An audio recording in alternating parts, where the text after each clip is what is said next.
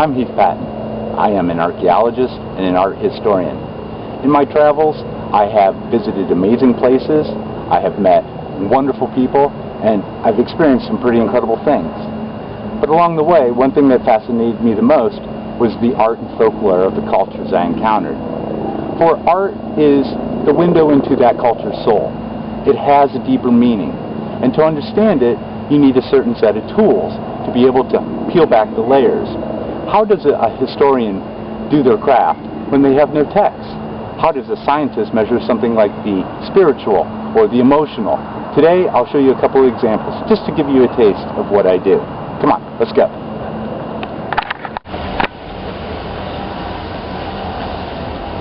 Behind me stands Wade Chapel, dedicated in 1901 to Jephthah Wade, founder of the Western Union Telegraph Company, and one of the founders of the cemetery that we're in now, which is Lakeview Cemetery in Cleveland, Ohio. We see that the monument isn't really a monument to him, but more a metaphor of death and a symbol of the afterlife that awaits us. If we take a moment and look at its setting, we see that there's a huge water pool with a fountain in front of it.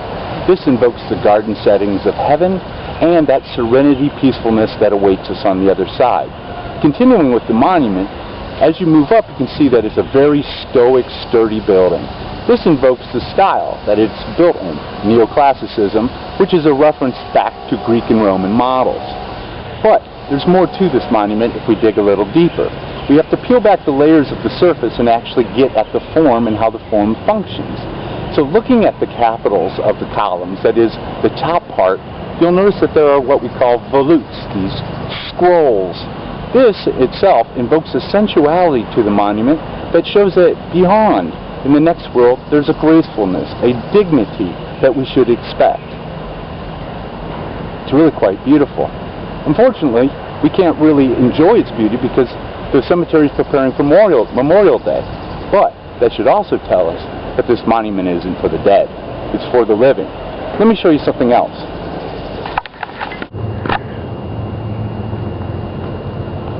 Here we have another monument that's addressing death.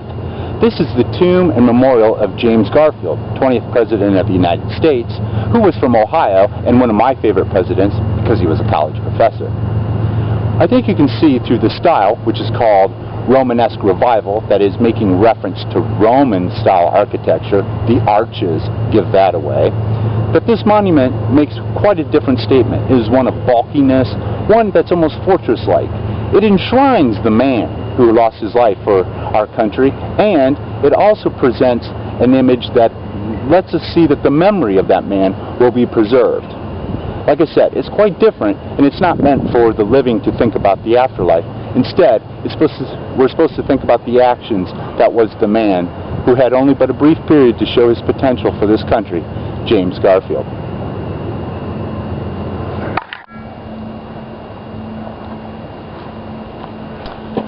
So we've discussed two monuments that illustrate the human concept of what death is and how it should be perceived. You can see that they were quite different and were meant to serve different purposes. However, they still both illustrate what we all worry about. Where are we going? And I think if we think about the monuments and what they've said, even in my superficial treatment of them, it should be somewhat less scary. And I think also what we've learned is that art is about the human behavior. Art is about the human condition.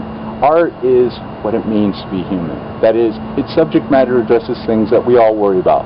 Life, happiness, love, and even death.